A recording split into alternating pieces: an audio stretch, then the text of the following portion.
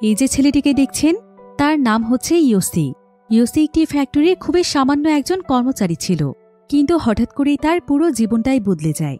সে টাকা উপার্জনের এমন একটি সহজ রাস্তা পেয়ে যায় যে তাকে আর তার লাইফে পেছনে ঘুরে তাকাতেই হয় না। হঠাৎ করেই একদিন সে একটি ওয়েবসাইটের মধ্যে এমন একটি কারসাজি করে ফেলে যে মুহূর্তের মধ্যেই তার অ্যাকাউন্টে চলে আসে কোটি কোটি টাকা। কিন্তু এই সাধারণ একজন কর্মচারী আসলে কি এমন করেছিল, আর তার সঙ্গে শেষ পরিণতি বা কি হয়েছিল, সেটাই আমরা দেখব 2025 সালে রিলিজ হওয়া মুভি ক্লাউডের গল্পে। তাহলে চলুন ঘুরে আসা যাক সাধারণ এক কর্মচারীর কোটিপতি হয়ে ওঠার গল্প থেকে। তো গল্পটি শুরু হয় জাপানের টোকিও শহরে, যেখানে আমরা ইয়োসি নামক একটি ছেলেকে দেখতে পাই। ইয়োসি মূলত একটি ওয়ার্কশপে কাজ করে, যেখানে প্রায় সকল ধরনের ইলেকট্রনিক ডিভাইস বিক্রি করা হয়। তবে এই ওয়ার্কশপের মালিক ছিল 70 বছর বয়সী একজন বৃদ্ধ লোক, যার নাম ছিল মিস্টার ইয়ামা। তো মিস্টার ইয়ামা এখানে ইয়োসিকে বলে যে তার ওয়ার্কশপে প্রায় 30টির মতো ইলেকট্রনিক ডিভাইস রয়েছে, যেগুলো অনেকদিন ধরেই তার শপে পড়ে আছে, কিন্তু সেগুলো সে কোনোভাবেই বিক্রি করতে পারছে না। আর সে বুঝতে পারছে না যে এই ডিভাইসগুলো সে কি করবে। ইয়োসি তখন মিস্টার ইয়ামাকে বলে, আপনি চাইলে ডিভাইসগুলো আমার কাছে সেল করতে পারেন, কারণ এমনিতেই তো অনেকদিন ধরে এগুলো ওয়ার্কশপে পড়ে আছে। মিস্টার ইয়ামা তখন তার কাছে জানতে চায় যে সে এগুলো দিয়ে কি করবে। ইয়োসি তখন বলে যে এগুলো দিয়ে সে কিছু একটা করার চেষ্টা করবে। এরপর মিস্টার ইয়ামা ইয়োসির কাছেই তার সমস্ত ডিভাইসগুলো সেল করে দেয়। আর যেহেতু এগুলো অনেকদিন ধরেই পড়েছিল, তাই ইয়োসি এগুলোকে অনেক কম মূল্যে কিনতে পারে। আসলে মিস্টার ইয়ামা যেহেতু অন্য জেনারেশনের মানুষ, তাই তার অনলাইন সম্পর্কে কোনো ধারণাই ছিল না। আর ইয়োসির প্ল্যান ছিল যে সেই ডিভাইসগুলোকে অনলাইনে সেল করবে, কারণ সে আসলে একজন রিসেলার ছিল। সে বিভিন্ন পুরাতন জিনিসপত্র কিনে সেগুলো তার অনলাইন ওয়েবসাইটে প্রায় ডবল দামে বিক্রি করে দেয়। তো ইয়োসি তখন সেই সমস্ত প্রোডাক্টগুলো নিয়ে তার বাড়িতে চলে আসে। সে মূলত একটি বস্তি এলাকার ছোট্ট একটি রুমে থাকত, যেখানকার ভাড়া ছিল অনেক কম। আর এখানে সে একাই থাকত।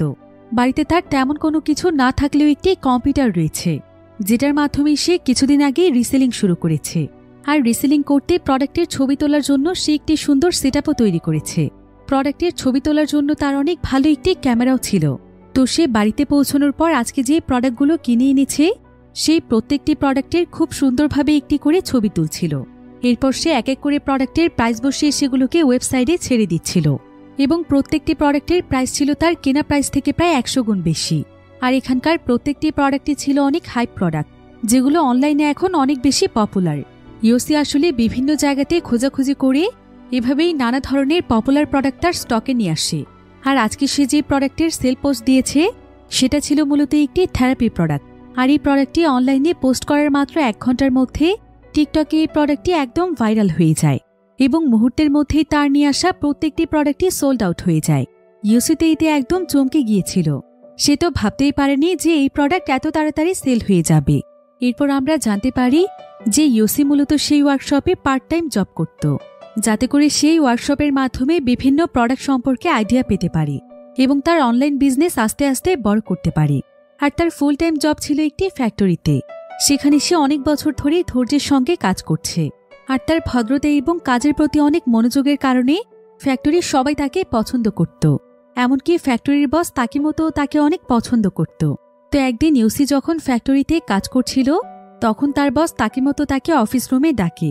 আর সে তাকিমোতোকে জানায় যে সে আগামী মাস থেকে ইয়োসিকে ফ্যাক্টরির ম্যানেজার বানাতে চাচ্ছে, কারণ ইয়োসির ভদ্রতা এবং কাজের দক্ষতা তাকে মুগ্ধ করেছে।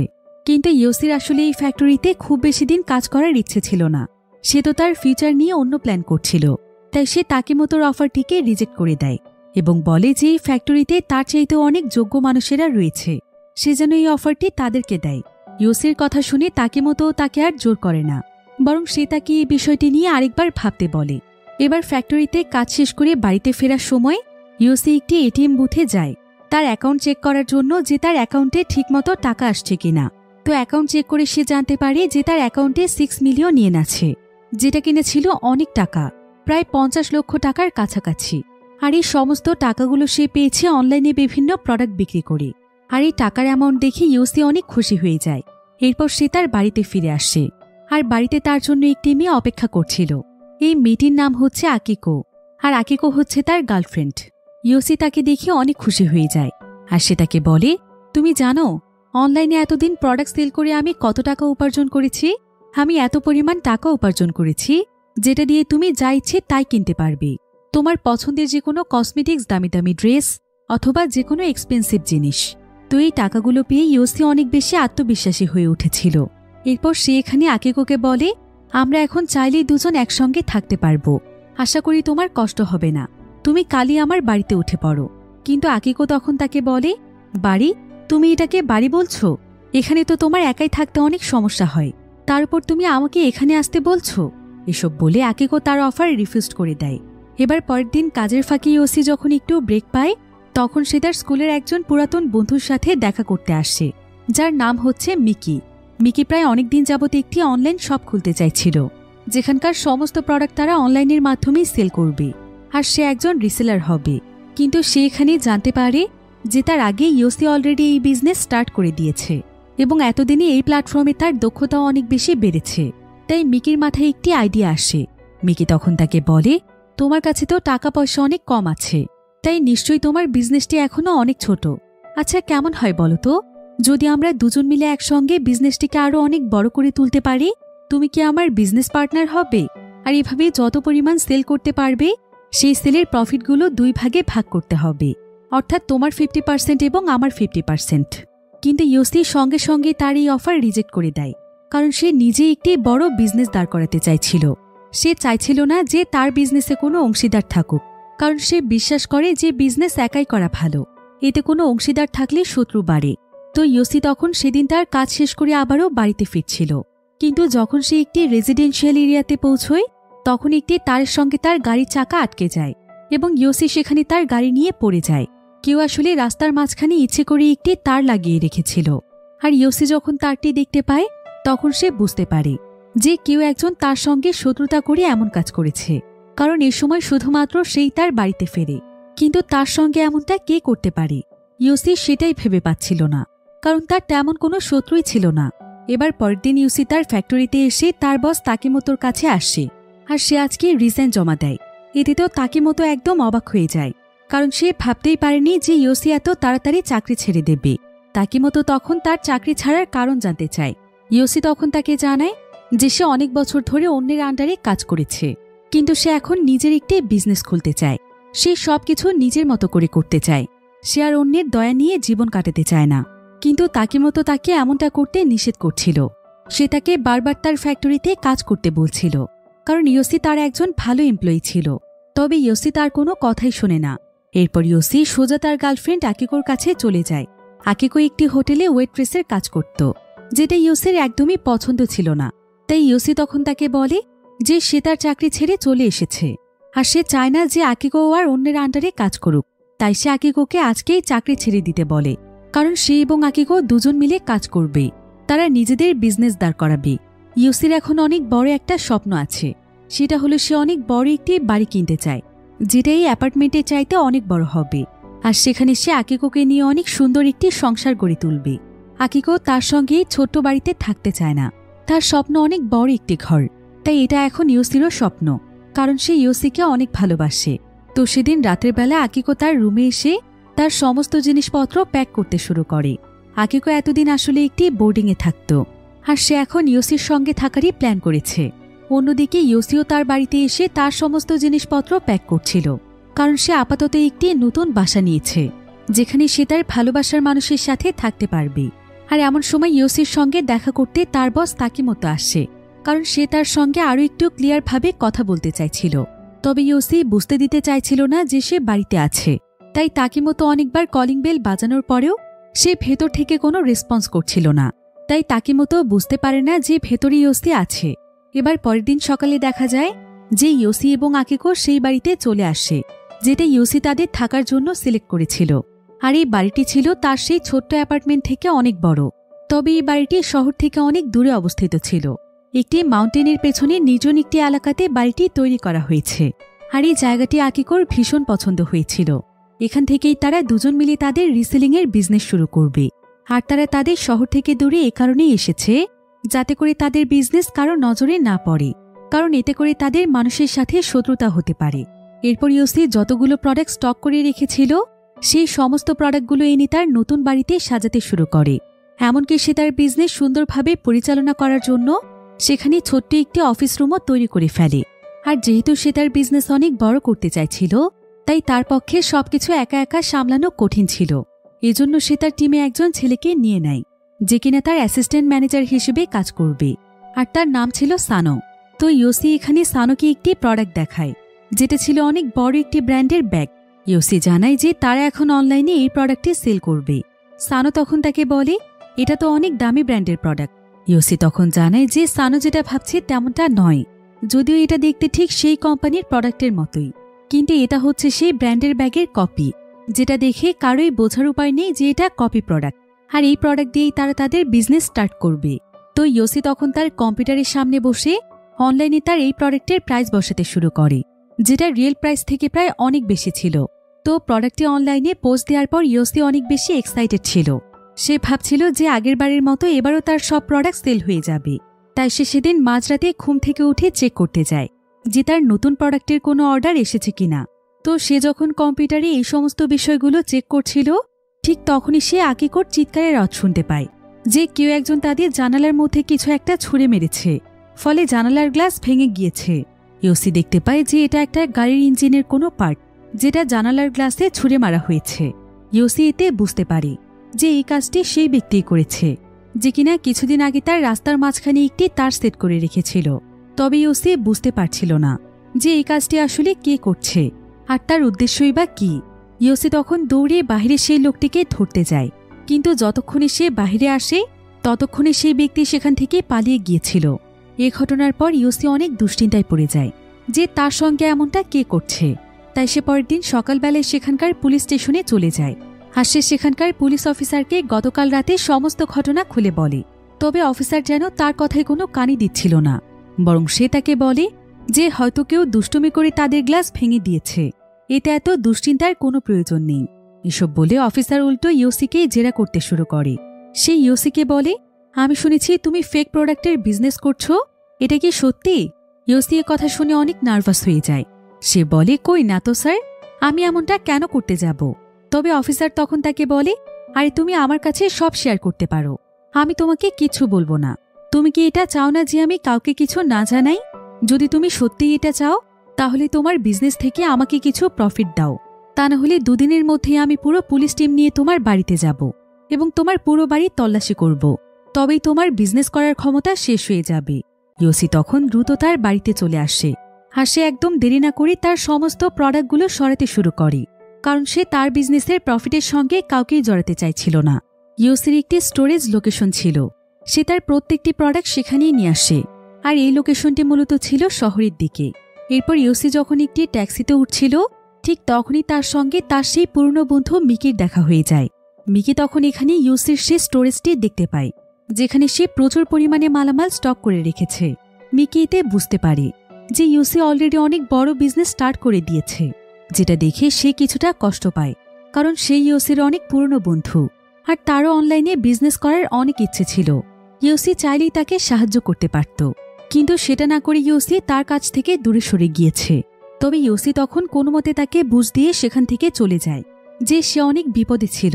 সে হুট করেই তার সমস্ত টাকা ইনভেস্ট করে এই বিজনেসটি স্টার্ট করেছে, তবে এখনও তার তেমন কোনো সেল নেই। এসব বলে ইয়োসি যখন তার বাড়িতে ফিরে আসে তখন সে একদম অবাক হয়ে যায়, কারণ সে দেখতে পায় যে সানো সেই ছেলেটিকে ধরে ফেলেছে, যে কিনা গতকাল রাতে তাদের গ্লাস ভেঙে দিয়েছিল। ইয়োসি এতে সানোর উপর অনেক খুশি হয়ে যায়, আর সানো ইয়োসির প্রতি অনেক কৃতজ্ঞ ছিল, কারণ ইয়োসি সানোকে এমন একটি সময়ে কাজ দিয়েছিল যখন সানোর কাজের অনেক প্রয়োজন ছিল। সে কোথাও কোনো কাজ পাচ্ছিল না, সে সময় সানোই তাকে টাকা দিয়ে সাহায্য করেছিল। এরপর এখানে জানা যায় যে যে লোকটি গতকাল রাতে গ্লাস ভেঙেছিল সেই লোকটি আসলে এখানকারই একজন স্থানীয়। সে মূলত শহরের কেউ আসলে তাদেরকে এভাবেই জ্বালাতন করে। তাই ইয়োসি তখন লোকটিকে সাবধান করে দিয়ে এবারের মতো ছেড়ে দেয়, আর ইয়োসিও এবার খুব সাবধানতার সাথে তার কাজ শুরু করে। সে এমনভাবে তার বাড়ির সবকিছু গুছিয়ে ফেলে যে পুলিশ চেক করতে আসলেও কোনো কিছুই বুঝতে পারবে না। এবার কিছুদিন পর ইয়োসি একটি প্রোডাক্টের ব্যাপারে জানতে পারে, যেটা বর্তমান মার্কেটে ব্যাপক পরিমাণে ভাইরাল হয়েছে এবং গণহারে কাস্টমাররা সেটা কেনার জন্য ভিড় করছে, আর সেই প্রোডাক্টটি ছিল একটি শোপিস। তো ইয়োসি তখন আর দেরি না করে সেখানকার একটি পপুলার শপে চলে যায়, যেখানে অনেক মানুষ সেই প্রোডাক্টটি কিনতে আসছে। সে সেখানে একজন নর্মাল কাস্টমার হিসেবেই যায়, আর সে সেই দোকানে যতগুলো শোপিস অ্যাভেলেবেল রয়েছে সবগুলো কিনতে চায়, কারণ এই শোপিসগুলো মাত্র ভাইরাল হতে শুরু করেছে। আর কিছুদিন যাওয়ার পর এটা যখন একদম রেয়ার হয়ে যাবে, অর্থাৎ এটা সমস্ত জায়গাতে যখন অ্যাভেলেবেল থাকবে না, তখনই ও কি এগুলোকে ডবল প্রাইসে বিক্রি করতে পারবে। তাই ইয়োসি সমস্ত প্রোডাক্ট কিনে স্টক করে ফেলে। অন্যদিকে সানো ইয়োসির ওয়েবসাইটটি দেখছিল। যদিও তার কম্পিউটার চেক করা সানোর নিষেধ ছিল, কিন্তু সানো আসলে অনলাইনের ব্যাপারগুলো দেখার জন্য একটু আগ্রহী ছিল। তাই সে ইয়োসির লাস্ট পোস্টটি দেখছিল, যেখানে সে তার ডুপ্লিকেট ব্যাগের সেল পোস্ট দিয়েছিল। আর সানো এখানে সেই পোস্টের নিচের কমেন্টগুলো চেক করছিল। সেখানে যারা যারা এই ব্যাগটি নিয়েছে তারা সবাই এখানে ইয়োসির বিরুদ্ধে ব্যাড কমেন্ট করছিল, কারণ ইয়োসি তাদেরকে নকল ব্যাগ দিয়েছে। তাই সবাই তাকে চিটার, ফ্রড লিখে কমেন্ট করেছে। এমনকি অনেকে তো সেখানে অরিজিনাল ব্যাগের লিঙ্কও দিয়েছে। সেই সাথে অনেকে ইয়োসির বিরুদ্ধে একটি গ্রুপও খুলেছে, যেখানে তারা ইয়োসির করা সমস্ত ফ্রডগুলোর ব্যাপারে লিখছিল। সানো এতে অনেক দুশ্চিন্তায় পড়ে যায়। তো এরপর সানো আকিকোর সঙ্গে দেখা করতে চলে আসে। তবে সে দেখতে পায় যে আকিকো আসলে তার সমস্ত জিনিসপত্র প্যাক করছিল, কারণ সে ইয়োসিকে ছেড়ে চলে যেতে চাইছে। সানো তখন তার কাছে তার চলে যাওয়ার কারণ জানতে চায়। তখন আকিকো তাকে বলে, আমি এখানে থাকতে থাকতে বোর হয়ে গিয়েছি। এখানে কোনো শপিং মল নেই, কোনো পার্লার নেই, এমনকি কোনো ক্লাবও নেই যেখানে আমি একটু এনজয় করতে পারবো। ইয়োসিকে ভালোবেসে আমি আমার জীবন নষ্ট করে দিয়েছি। ও একটা বোরিং লোক, আমি আর ওর সঙ্গে থাকতে পারবো না। এসব বলে আকিকো তার সমস্ত জিনিসপত্র নিয়ে সেখান থেকে চলে যায়। আর এতে বোঝাই যাচ্ছিল যে আকিকো আসলে কোনোদিনও ইয়োসিকে মন থেকে ভালোবাসেনি, কারণ এই রিলেশনশিপে যখনই তার কোনো অসুবিধা হয়েছে তখনই সে আকিকোর কাছ থেকে দূরে সরে গিয়েছে। আর যখন আকিকো তাকে বিলাসবহুল জীবনের স্বপ্ন দেখিয়েছে তখনই সে তার কাছে চলে এসেছিল। আর আসার পর যখন তার চাহিদা মতো কিছুই হচ্ছিল না, তখন সে আবারও তাকে ছেড়ে চলে যায়। এবার কিছুক্ষণ পর সেখানে ইয়োসি চলে আসে। আর সানো তখন তাকে জানায় যে আকিকো তাকে ছেড়ে চলে গিয়েছে। সে তাকে আকিকোর চলে যাওয়ার কারণটিও জানায়। তবে ইয়োসি এতে খুব একটা অবাক হয় না, কারণ সে ভাবছিল যে আকিকো হয়তো আবারও ফিরে আসবে। এরপর ইয়োসি তার ওয়েবসাইটটি চেক করতে যায় যে তার কাছে আর কোনো নতুন অর্ডার এসেছে কিনা। কিন্তু কম্পিউটার চেক করার সময় সে বুঝতে পারে যে তার কম্পিউটারটি কেউ না কেউ চালু করেছিল। সে এতে প্রচণ্ড রেগে যায়। আর সে সানোর কাছে জানতে চায় যে এই কাজটি সে করেছে কিনা। আর সানো যেহেতু একদম সৎ ছিল, তাই সে ইয়োসিকে সমস্ত সত্য কথা বলে দেয় যে সে শুধুমাত্র আগ্রহবশত তার ওয়েবসাইটটি দেখতে চাইছিল এবং তার প্রোডাক্ট সম্পর্কে কাস্টমারদের প্রতিক্রিয়া জানতে চাইছিল, যাতে করে সে এতে সবকিছু সম্পর্কে একটু আইডিয়া পায় এবং তার বিজনেসে তাকে আরও ভালোভাবে হেল্প করতে পারে। কিন্তু ইয়োসি তখন তাকে বলে, আমি তোমাকে বারবার বারণ করেছিলাম যে আমার কোনো জিনিসপত্রে তুমি হাত দেবে না, তারপরও তুমি আমার কথা শোনোনি। তুমি আমার বিশ্বাস ভঙ্গ করেছ, তাই আমি এখন তোমাকেও আমার সঙ্গে চাই না। তুমিও এক্ষুনি এখান থেকে বেরিয়ে যাও। এসব বলে সে সানোকেও এখান থেকে বের করে দেয়। সানো এতে অনেক কষ্ট পেয়েছিল। অন্যদিকে আমরা একজন ব্যক্তিকে দেখতে পাই যে কিনা আরেকজন ব্যক্তির হাতে প্রচণ্ড মার খাচ্ছিল। আর তার মার খাওয়ার কারণও হচ্ছে ইয়োসি, কারণ সেই ব্যক্তি ইয়োসির ওয়েবসাইট থেকে একটি ব্যাগ কিনেছিল, যেটা ছিল সেই নকল ব্যাগ। আর ব্যাগটি যে নকল ছিল এটা সেই ব্যক্তি জানত না। আর এটা না জেনে সে আরেকজনের কাছে ব্যাগটি বিক্রি করে দিয়েছিল। তাই সেই ব্যক্তি যখন জানতে পারে যে এটা নকল ব্যাগ, তখন সে তাকে এসে এভাবে প্রচণ্ড রকমের মারতে শুরু করে। তো সেই ব্যক্তি এভাবে মার খাওয়ার পর সে দ্রুত তার বাড়িতে ফিরে আসে। তার নাম আসলে ছিল স্যাম। স্যাম তখন ইয়োসির ওয়েবসাইটটি সার্চ করে। এরপর সে তার সেই ব্র্যান্ডের ব্যাগের সেল পোস্টে যায়, যেখানে অনেক মানুষ কমেন্ট করেছিল। তো স্যামের তখন সেখানকার একটি কমেন্টের দিকে চোখ পড়ে, যেখানে কয়েকজন মিলে একটি গ্রুপ তৈরি করেছিল, যারা সবাই ইয়োসির বিরুদ্ধে পোস্ট করত। তো স্যাম তখন তাদের সবার সঙ্গে যোগাযোগ করে ইয়োসিকে শায়েস্তা করার জন্য তারা সবাই একসঙ্গে মিট করে এবং তারা প্ল্যান করতে থাকে যে কিভাবে তারা ইয়োসিকে শায়েস্তা করবে। অন্যদিকে ইয়োসি তার নতুন প্রোডাক্টের উপর কাজ করছিল, অর্থাৎ সেই শোপিসগুলোর উপর। সে এগুলোর সেল পোস্ট দেওয়ার জন্য খুব সুন্দরভাবে এগুলোর ছবি তুলছিল। কিন্তু ঠিক এমন সময় সে তার দরজা খোলার আওয়াজ শুনতে পায়। এতে সে একদম চমকে যায়, কারণ তার দরজা যাতে না খোলা যায় তাই সে তার দরজার লকের মধ্যে কিছু তার দিয়ে পেঁচিয়ে রেখেছিল। কিন্তু এরপর দেখা যায় যে এখানে মিস্টার তাকিমোতো এসেছে, যে কিনা ছিল ইয়োসির ফ্যাক্টরির সেই বস। তবে তাকিমোতো এখানে ইয়োসির দিকে বন্দুক তাক করে রেখেছিল। কিন্তু ইয়োসি তো কিছুই বুঝতে পারছিল না যে তাকিমোতো তার সঙ্গে কেন এমন করছে। তবে এখানে জানা যায় যে তাকিমোতো আসলে এক ধরনের সাইকো প্রকৃতির লোক ছিল।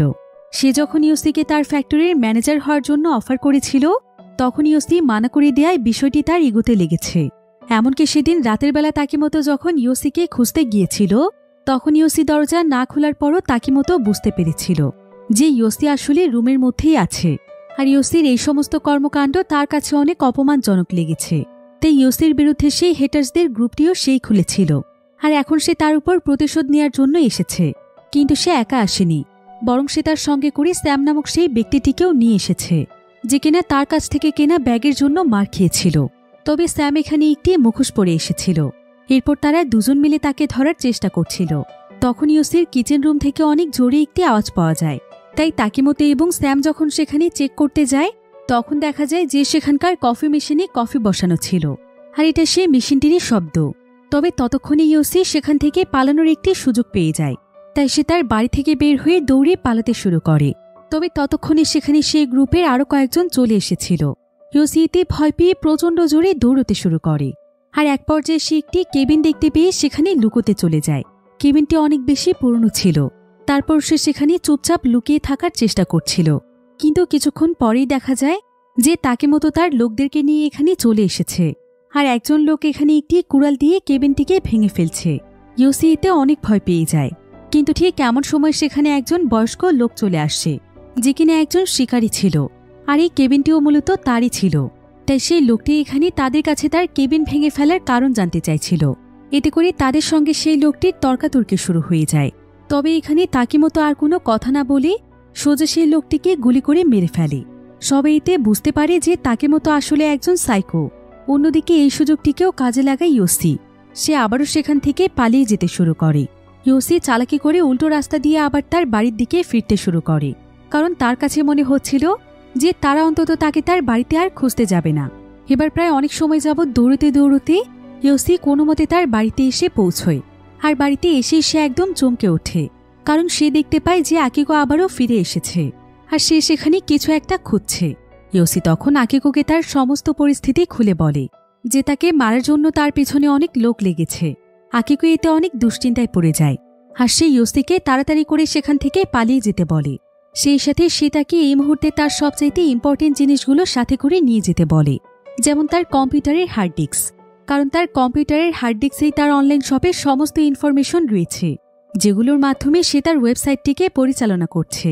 এমনকি হার্ড ডিস্কের মধ্যেই তার সমস্ত অ্যাকাউন্টগুলো রয়েছে, যেগুলোর মাধ্যমে তার অনলাইন শপগুলো খোলা আছে। সেই সাথে সে তাকে তার ব্যাংক অ্যাকাউন্টের সমস্ত বইগুলো নিয়ে যেতে বলে, যেখানে তার উপার্জন করা সমস্ত টাকা পয়সাগুলো রয়েছে। এবার ইয়োসি যখন তার সমস্ত জিনিসপত্র নিয়ে সেখান থেকে পালাতেই যাবে, ঠিক তখনই সেখানে তার সেই পুরনো বন্ধু মিকি চলে আসে। আর জানা যায় যে মিকিও আসলে তার সেই হেটার্স গ্রুপেরই সদস্য। ইয়োসি যখন মিকির ইনভাইটেশন রিজেক্ট করে দিয়েছিল, তখন তাকিমোতোর মতোই তারও ইগোতে অনেক হার্ট হয়েছিল। তাই সেও এখন ইয়োসির উপর প্রতিশোধ নিতে চায়। মিকি এখানে ইয়োসিকে বলে, তোমাকে আমি বারবার বলেছিলাম যে আমার অনলাইনে বিজনেস করার অনেক ইচ্ছে, কিন্তু তুমি তো জানো বিজনেস স্টার্ট করে আকাশে উঠছিলে, তে আমাকে কোনো দামই দিচ্ছিলে না। এখন এর ফলাফল তুমি ভোগ করবে। এসব বলতে বলতে সেখানে টিমের বাকি মেম্বাররাও চলে আসে। আর তারা সবাই মিলে ইয়োসিকে জোর করে চেপে ধরে এবং তার নাকে একটি রুমাল দিয়ে তাকে অজ্ঞান করে ফেলে। এরপর তারা তাকে একটি গাড়িতে করে সেখান থেকে উঠিয়ে নিয়ে চলে যায়। অন্যদিকে বাড়ির ভেতর থেকে আকিকো এই সমস্ত কিছুই দেখতে পাচ্ছিল, কিন্তু এতে যেন তার কোনো রিয়েকশনই ছিল না। সে ইয়োসির জন্য কোনো কষ্ট অথবা ভয় কিছুই পাচ্ছিল না। সে কি আসলে ইয়োসিকে ভালোবাসে, এটা তার আচরণে কোনোভাবেই বোঝা যাচ্ছিল না। অন্যদিকে আমরা সানোকে দেখতে পাই। সানো রাস্তার একটি কিনারায় দাঁড়িয়েছিল। সে আসলে কোনো একজন ব্যক্তির জন্য অপেক্ষা করছিল। তো কিছুক্ষণ পরে সেখানে একজন ব্যক্তি আসে, আর সে সানোকে একটি গান দিয়ে চলে যায়। এখানে আমরা জানতে পারি যে সানো আসলে একসময় একটি গ্যাংস্টার গ্রুপের সদস্য ছিল, কিন্তু পরবর্তীতে সে ভালো হওয়ার জন্য একটি সাধারণ জীবনে চলে এসেছিল। আর সে ইয়োসিকে অনেক ভালোবেসেছিল এবং বিশ্বাস করেছিল। কিন্তু ইয়োসি তার সামান্য একটু ভুলের জন্য তার সঙ্গে অনেক বাজে আচরণ করেছে। আর সেদিন ইয়োসির আচরণে সানো অনেক কষ্ট পেয়েছিল। তাই সানো এখানে ইয়োসিকে মেরে ফেলার সিদ্ধান্ত নেয়, কারণ তার উপর তার প্রচণ্ড জেদ কাজ করছিল। তাই আগে সে যেই গ্যাংস্টার টিমের সদস্য ছিল, সেই টিমেরই একজনের কাছ থেকে সে একটি বন্দুক ধার চেয়েছে। আর সেই ব্যক্তি তাকে এসে বন্দুকটি দিয়ে চলে যায়। এরপর সানো সেই বন্দুকটি নিয়ে সোজা ইয়োসির বাড়িতে চলে আসে। তবে সে এখানে ইয়োসিকে দেখতে পায় না। এমনকি সে ইয়োসির ঘরবাড়িও একদম এলোমেলো দেখতে পায়। এতে তার কিছুটা সন্দেহ হয় যে বাড়ির মধ্যে হয়তো কোনো ঝামেলা হয়েছে। তো সানো সেই গ্যাংস্টার টিমের ব্যক্তি তাকে একটি ট্র্যাকিং ডিভাইসও দিয়েছিল, সানো তখন ট্র্যাকিং ডিভাইসটির মাধ্যমে ইয়োসিকে ট্র্যাক করতে শুরু করে, আর কিছুক্ষণের মধ্যেই সে তার লোকেশন পেয়েও যায়। আর সে লোকেশনটি পেয়েছিল ইয়োসির মোবাইলের মাধ্যমে, যেটা ইয়োসি যেখানে আছে সেখানেই ছিল। সানো আবার সেখানে ইয়োসির একটি হার্ড ডিস্কও পায়, আর সেটাকে সে তার সঙ্গে নিয়ে নেয়। এরপর সে বেরিয়ে পড়ে ইয়োসির লোকেশনের উদ্দেশ্যে। অন্যদিকে সেই গ্রুপে সবাই মিলে ইয়োসিকে একটি ফ্যাক্টরিতে নিয়ে আসে, যেটা কিনে ছিল অনেক পুরাতন এবং পরিত্যক্ত একটি ফ্যাক্টরি। আর এই ফ্যাক্টরিটি এমন একটি জায়গাতে অবস্থিত ছিল যেখানে কেউ কাউকে মেরে ফেললেও বাইরের কোনো মানুষ জানতে পারবে না। তো তারা সবাই মিলে এখানে ইয়োসিকে একটি চেয়ারের সঙ্গে বেঁধে ফেলে, আর তার মুখের মধ্যে একটি কস্টেপও লাগিয়ে দেয়। আর ততক্ষণে ইয়োসির জ্ঞান ফিরে এসেছিল। ইয়োসি দেখতে পায় যে এই গ্রুপের মধ্যে মোট 6 জন সদস্য রয়েছে, আর এই 6 জনের মধ্যে 3 জনই তার পরিচিত ছিল। এক ছিল তার ফ্যাক্টরির বস তাকেমোতো, তার স্কুলের পুরনো বন্ধু মিকি, এবং আরেকজনকে দেখে ইয়োসি তো একদম অবাকই হয়ে গিয়েছিল, কারণ সে ছিল সেই ওয়ার্কশপের মালিক ইয়ামা, যাকে আমরা গল্পের শুরুতেই দেখেছিলাম, অর্থাৎ যার কাছ থেকে ইয়োসি অনেক কম মূল্যে অনেকগুলো প্রোডাক্ট কিনে নিয়েছিল। সেই ব্যক্তিও ইয়োসির উপর প্রতিশোধ নিতে চাইছিল যে তার সেই পুরনো প্রোডাক্টগুলো ইয়োসি অনেক হাই প্রাইসে বিক্রি করেছে।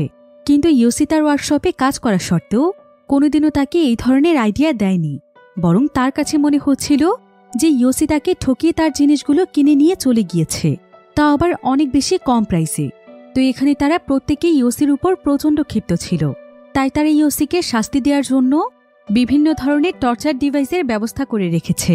তো তাকেমতো তার সঙ্গীদেরকে নিয়ে সেই টর্চার ডিভাইসগুলো আনতে যায়। আর ঠিক কেমন সময় দেখা যায় যে হঠাৎ করেই সেখানে আকিকো চলে আসে। আকিকোকে দেখতে পেয়ে ইয়োসি অনেক খুশি হয়ে যায়। সে বুঝতে পারে যে আকিকো আসলে তাকে কতটা ভালোবাসে। এরপর আকিকো ইয়োসিকে বলে, তুমি একদমই ভয় পেও না, ওরা তোমার কোনো ক্ষতি করতে পারবে না, আমি তার আগেই তোমাকে এখান থেকে রক্ষা করব। এমন সময় তারা দুজন সকলের ফিরে আসার আওয়াজ শুনতে পায়। তাই আকিকো সঙ্গে সঙ্গে সেখান থেকে লুকিয়ে পড়ে। এরপর তাকেমতো সেখানে তার সঙ্গীদেরকে নিয়ে চলে আসে, আর তারা সবাই মিলে সেই টর্চার ডিভাইসটিকে সেট করতে শুরু করে। এরপর তারা সেই ডিভাইস দিয়ে ইয়োসিকে টর্চার করতেই যাবে, কিন্তু ঠিক এমন সময় সেখানে সানো চলে আসে। তবে সানোকে দেখে অনেকটাই শান্ত মনে হচ্ছিল। এদিকে তাকেমতোদের একজন সঙ্গী বাহিরেই ছিল, আর যখন সে এখানে সানোকে দেখতে পায় তখন সে তার সঙ্গীদেরকে দেখে সানোকে মেরে ফেলতে চাইছিল, কারণ সানো তাদের সম্পর্কে জানতে পারলে সে পুলিশকে এই সমস্ত কিছু জানাতে পারে। তাই যখনই সে তার সঙ্গীদেরকে ডাকতে যাবে ঠিক তখনই সানো তাকে শুট করে মেরে ফেলে। এদিকে সানোর বন্দুকের আওয়াজ ভেতরে সবাই শুনতে পায়, ফলে সবাই বুঝতে পারে যে এখানে কেউ একজন এসেছে। তাই তারা একদম সতর্ক হয়ে যায় এবং এটা চেক করতে যায় যে ভেতরে আসলে কে আছে। তবে তারা এখানে ইয়ামাহা নামক একজনকে রেখে যায়, যাতে করে সে ইয়োসির উপর নজর রাখতে পারে। আর ইয়ামাহা ইয়োসির অনলাইন শপ থেকে অনেকগুলো ব্যাগ কিনেছিল, যেগুলো ছিল ফেক ব্যাগ। এতে তার অনেক টাকা নষ্ট হয়েছে, তাই তারও ইয়োসির উপর প্রচণ্ড রাগ হচ্ছিল। এজন্য সে ইয়োসিকে মেরে ফেলতে চাইছিল। তবে ইয়োসি তখন তাকে বলে যে একটা ফেক ব্যাগ সেলের কারণে একজন মানুষকে মারতে পারে। তারা চাইলে তাকে পুলিশে দিতে পারত। তার অনেক দিনের স্বপ্ন ছিল অনলাইনে বিজনেস করা। ইয়োসি তাকে তার পরিস্থিতি বোঝানোর চেষ্টা করছিল। সে তাকে বলছিল যে তার অনলাইনে একটি বিজনেস দাঁড় করানোর অনেক ইচ্ছে ছিল। সে তার বিজনেসটিকে অনেক বড় করতে চাইছিল, তাই সে এইভাবে একটি অসৎ উপায় বেছে নিয়েছিল। কিন্তু এর আগে এবং পরে সে যে সমস্ত প্রোডাক্টগুলো সেল পোস্ট দিয়েছে সেই প্রত্যেকটি প্রোডাক্টই হচ্ছে রিয়েল প্রোডাক্ট।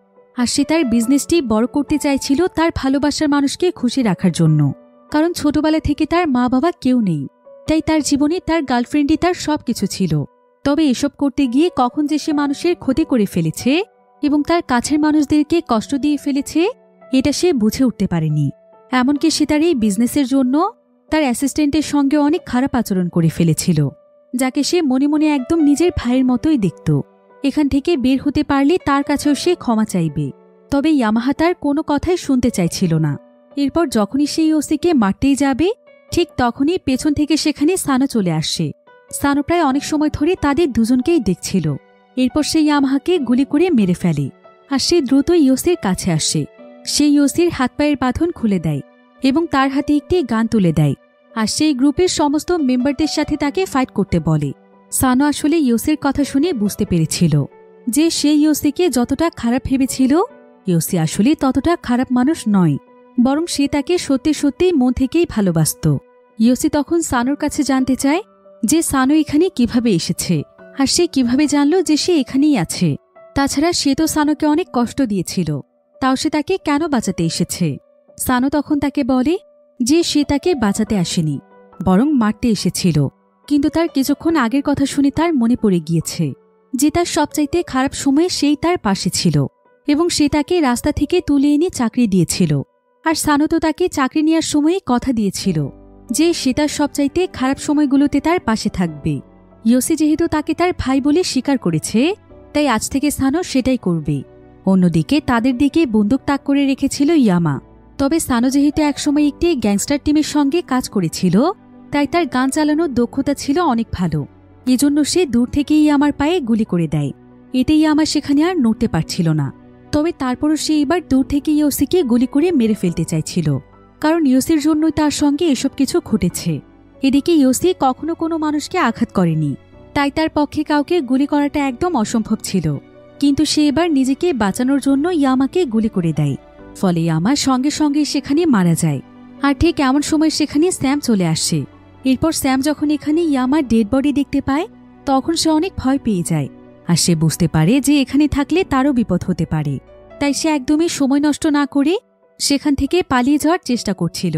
সে নিজেকে আর এসবের সঙ্গে জড়াতে চাইছিল না। তবে ইয়োসির বস তাকেমোতো যেহেতু একজন সাইকো প্রকৃতির লোক ছিল, তাই সে স্যামের এই ধোঁকাবাজি মেনে নিতে পারছিল না। এজন্য সে নিজের হাতেই স্যামকে গুলি করে মেরে ফেলে। দেখতে দেখতে এখানে প্রায় সবাই মারা গিয়েছিল। শুধুমাত্র বেঁচে ছিল ইয়োসির বস তাকেমোতো এবং ইয়োসির ছোটবেলার বন্ধু মিকি। তারা খুবই চালাকি করে একটি জায়গাতে লুকিয়েছিল এবং তারা ইয়োসিকে মেরে ফেলার সুযোগ খুঁজছিল। এদিকে ইয়োসি এবং সানো যখন সেখান থেকে দৌড়ে পালিয়ে যাচ্ছিল, তখন তাকেমোতো তাদেরকে টার্গেট করে। আর সে তার বন্দুক দিয়ে তাদেরকে গুলি করে মেরে ফেলতে চায়। সে অনবরত তাদেরকে গুলি করছিল। তবে সানো তখন কোনো মতে ইয়োসিকে নিয়ে একটি জায়গাতে লুকিয়ে পড়ে। আর জায়গাটি ছিল একটি ভাঙা দেয়ালের পেছনে। সানো এখানে ইয়োসিকে বলে যে তাকেমোতোর হাতে যে বন্দুকটি রয়েছে সেটার বুলেট কিছুক্ষণের মধ্যেই শেষ হয়ে যাবে, আর বন্দুকটিকে তার রিলোড করতে অনেকটাই সময় লেগে যাবে। আর সেই সুযোগটি তাদের কাজে লাগাতে হবে। তারা চাইলে তখনই তাকে শ্যুট করতে পারবে। তাই সানো এবং ইয়োসি অপেক্ষা করছিল যে কখন তারা তাকে শ্যুট করে মারতে পারবে। তো এরপর গুলি করতে করতে যখন তাকেমোতোর বুলেট শেষ হয়ে যায়, তখন ইয়োসি একটি গুলি করে তার মনোযোগ নষ্ট করে। আর এদিকে সানো তাকে শ্যুট করে দেয়। ফলে তাকেমোতো সেখানেই মারা যায়। আর বুলেটটি লেগেছিল তাকেমোতোর হাতে। তাকেমোতো এতে অকেজো হয়ে পড়ে। ইয়োসি তখন সঙ্গে সঙ্গে তাকেমোতোর কাছে আসে, কারণ তার উপর প্রচণ্ড রাগ হচ্ছিল। সামান্য একটি বিষয় নিয়ে সে কিনা তাকে মেরে ফেলতে চাইছিল। তাই ইয়োসি তখন উল্টো তাকে গুলি করে মেরে ফেলে। অন্যদিকে মিকি যখন ফ্যাক্টরির মধ্যে লুকিয়েছিল, তখন সে তাকেমোতোকে মেরে ফেলার শব্দ শুনতে পায়। তাই সে বুঝতে পারে যে এখানে থাকাটা তার জন্য একদমই ঠিক হবে না। যত দ্রুত সে এখান থেকে পালাতে পারে তার জন্য ততই ভালো। তাই সে কোনোমতে সেখান থেকে পালিয়ে যাওয়ার চেষ্টা করছিল। এর জন্য সে দৌড়ে গিয়ে সেখানকার একটি গাড়িতে উঠে পড়ে। আর সে কোনোমতে গাড়িটি স্টার্ট করে সেখান থেকে পালিয়ে যাচ্ছিল। কিন্তু এমন সময় সানো এবং ইয়োসি এটা দেখতে পায়। আর সানো তখন দৌড়ে গাড়িটির মধ্যে গুলি করে দেয়। ফলে মিকি আর সেখান থেকে গাড়ি ছেড়ে পালিয়ে যেতে পারে না।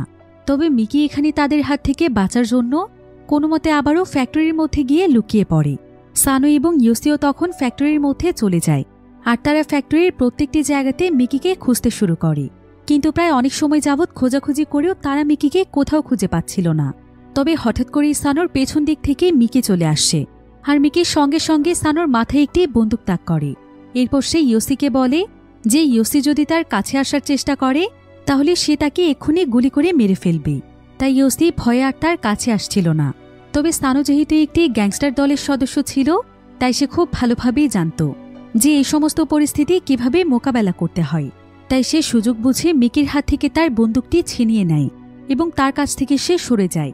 আর সুযোগ পেয়ে ইয়োসি সঙ্গে সঙ্গেই তাকে গুলি করে দেয়। ফলে সেখানেই মিকি মারা যায়। অবশেষে তারা প্রত্যেককেই মারতে পেরেছে। তাই চারিদিকে সবকিছুই এখন একদম নিস্তব্ধ ছিল। আর সানো এখানে ইয়োসিকে বাঁচাতে পেরে অনেক খুশি ছিল। তবে ইয়োসির আবার প্রচণ্ড মন খারাপ ছিল, কারণ সে এতক্ষণ পর্যন্ত আকিকোর জন্যই অপেক্ষা করছিল যে আকিকো নিশ্চয়ই তাকে সাহায্য করতে আসবে। কিন্তু ইয়োসি ভাবছিল যে আকিকো হয়তো ভয় পেয়ে তাকে ছেড়ে পালিয়ে গিয়েছে, অথবা তার আবার কিছু হয়ে যায়নি। তো এসব ভেবে ইয়োসি অনেক বেশি দুশ্চিন্তায় পড়ে যায়। তো এমন সময় সানো তাকে বলে যে তার দুশ্চিন্তার কোনো প্রয়োজন নেই। এখানে যা কিছু ঘটেছে সেই সবকিছু সে তার গ্যাংস্টার টিমকে বলে সামলে নেবে। পুলিশের কোনো ঝামেলাই হবে না। তাই সেজন্য এই সমস্ত কিছু তার ব্রেন থেকে মুছে ফেলে। এরপর সানো ইয়োসিকে একটি হার্ড ডিস্ক দেয়, যেটা সে ইয়োসির বাড়ি থেকেই পেয়েছিল এবং সে সেটা তার সঙ্গে নিয়ে নিয়েছিল। এরপর সানো ইয়োসির কাছে জানতে চায় যে তার ব্যাগগুলো কি সব বিক্রি হয়েছিল। ইয়োসি তখন বলে হ্যাঁ, এজন্যই তো তাকে এতটা বিপদে পড়তে হয়েছে। সানো যদি তাকে না বাঁচাতে আসতো তাহলে হয়তো তাকে আজকে মরতে হতো। এই ঘটনা থেকে সে তার জীবনে অনেক বড় একটি শিক্ষা পেয়েছে। আজকের পর থেকে সে আর কোনোদিনও কোনো ডুপ্লিকেট প্রোডাক্ট বিক্রি করবে না। সে একটি বিষয় এখন খুব ভালোভাবেই বুঝতে পেরেছে যে সৎপথে থাকার মতো ভালো আর কোনো কিছুই হতে পারে না। তাই সে এখন থেকে সারা জীবন সৎপথে উপার্জন করবে, এতে তার বিজনেস বড় হোক বা না হোক। ইয়োসি সানোকে আরও জানায় যে সে তার সেই ব্যাগগুলো থেকে 10 মিলিয়ন ইয়েন উপার্জন করেছে। এগুলো দিয়ে এখন সে তার বিজনেসটিকে ভালোভাবে স্টার্ট করতে পারবে। তাকে আর কোনো অসৎ পথ অবলম্বন করতে হবে না। তারা দুজন মিলে এখানে এসব ব্যাপারেই কথা বলছিল এবং তাদের সঙ্গে ঘটে যাওয়া ঘটনা নিয়ে অনেক হাসাহাসি করছিল যে কত সামান্য বিষয় নিয়ে কত বড় ঘটনা ঘটে গেল। কিন্তু এমন সময় দেখা যায় যে হঠাৎ করে সেখানে আকিকো চলে আসে। ইয়োসি তো তাকে দেখে অনেক খুশি হয়ে যায়। সে দৌড়ে তখন আকিকোর কাছে চলে যায়। আর আকিকো এখানে এমন ভাব করছিল যেন সে তার জন্য অনেক দুশ্চিন্তায় ছিল আর তাকে সে বাঁচানোর জন্য অনেক চেষ্টা করেছিল। তবে ইয়োসি তাকে এই পুরনো সমস্ত কথা ভুলে যেতে বলে এবং তার সঙ্গে নতুন করে জীবন শুরু করতে চায়। কিন্তু এমন সময় দেখা যায় যে আকিকো আসলে তার সঙ্গে করে একটি বন্দুক নিয়ে এসেছে আর এই বন্দুকটি ছিল তাকিমোতোর। আকিকো তখন ইয়োসিকে জড়িয়ে ধরে আর সে তার কাছে তার ব্যাংক অ্যাকাউন্টের বইগুলো চায়। কিন্তু ইয়োসি তখন তাকে বলে এগুলো সব তো তাদের দুজনেরই, এখন থেকে সে তাকে আর কোনো কষ্ট পেতে দেবে না। সে আকিকোর সমস্ত ইচ্ছে পূরণ করবে এবং তারা সবাই মিলে একসঙ্গে সৎপথে বিজনেস করবে। কিন্তু আকিকো তখন প্রচণ্ড রেগে যায় আর সে তাকে দূরে সরিয়ে দিয়ে তার দিকে বন্দুক তাক করে এবং সে তাকে বলে তোর এসব ফালতু কথা শুনতে শুনতে আমি পাগল হয়ে যাচ্ছি। তোর ওই মুখ দিয়ে আমাকে কখনো ভালোবাসার কথা বলবি না। তুই কি মনে করেছিস তুই আমার ভালোবাসা পাওয়ার যোগ্য? তোর মতো ছেলেকে আমি কোনোদিনও ভালোবাসিনি, বরং যতবার তুই আমার কাছে এসেছিস ততবার আমার দম বন্ধ হয়ে এসেছে। অনেক হয়েছে, আমি আর তোর মতো একজন মানুষের সঙ্গে এই মিথ্যে ভালোবাসার অভিনয় চালিয়ে যেতে পারবো না। তাই তোর ব্যাংক অ্যাকাউন্টের সমস্ত বইগুলো আমাকে দিয়ে দে, তাহলে আমি চুপচাপ এখান থেকে চলে যাব। এগুলো হচ্ছে এতগুলো বছর ধরে আমার জীবন নষ্ট করার মূল্য। ইয়োসি যেন এতে তার নিজের চোখেই বিশ্বাস করতে পারছিল না যে তার ভালোবাসার মানুষ তাকে এসব কথা বলছে। এরপর আকিকো যখনই ইয়োসিকে শুট করে মেরে ফেলতেই যাবে ঠিক তখনই সানোই তাকে উল্টো শুট করে মেরে ফেলে। আর ইয়োসি তখনই যেন একদম শকের মধ্যে ছিল। সে বুঝতেই পারছিল না যে তার সঙ্গে এসব কি হয়ে গেল। ইয়োসির এখানে আকিকোর আগের কথাগুলো মনে পড়ছিল, যখন তারা দুজন দুজনকে অনেক বেশি ভালোবাসত। আকিকো সবসময় তার যে কোনো পরিস্থিতিতে তার পাশে থেকে তাকে অনেক বেশি ভরসা দিত।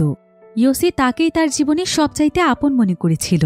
কিন্তু আজ সে বুঝতে পেরেছে যে আকিকো শুধুমাত্র তাকে ব্যবহার করেছে। ইয়োসি এখানে এটাও বুঝতে পারে যে সেদিন রাস্তার মাঝখানে তার দিয়ে যে ট্র্যাপটি ছিল সেটাও আকিকোই করেছিল।